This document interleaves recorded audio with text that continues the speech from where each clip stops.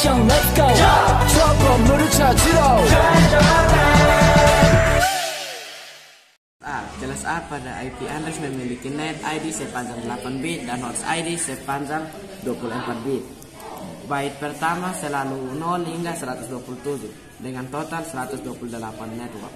Setiap network kelas A dapat menampung sekitaran 16 juta host. Alamat IP kelas A digunakan untuk jaringan dengan jumlah host yang besar. Nilai XXX dalam alamat IP berkisaran antara 0 hingga 225.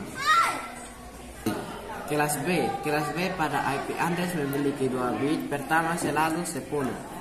Byte pertama berkisaran antara 128 hingga 191. Network ID terdiri dari 16 bit pertama, sedangkan host ID terdiri dari 16 bit sisanya. Terdapat total 65.255 network dalam kelas B.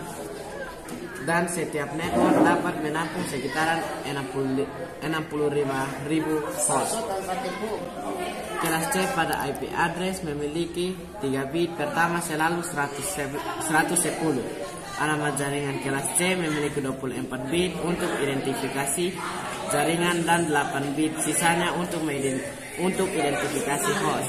Terdapat lebih dari 2 juta jaringan kelas C dalam kurung 32 kali 256 kali 256 yang berada dalam rentang alamat antara 192.0.0.xxx hingga 223.255.255.xxx.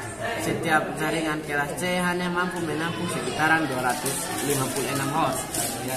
Kelas D pada IP address digunakan untuk multi-testing. Alamat IP kelas D memiliki 4 bit pertama bernilai 1110 dan tidak memiliki net ID dan host ID yang spesifik.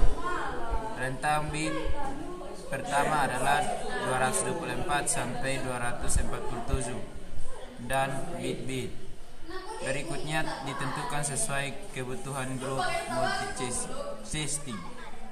Kelas E pada IP address digunakan untuk kegiatan eksperimental dan tidak diperuntukkan untuk penggunaan umum. Alamat IP kelas E memiliki 4 bit pertama bernilai 1111 dengan rentang bit pertama antara 298 sampai 255. Kelas E tidak luas digunakan dalam instruktur jaringan yang ada. Sudah.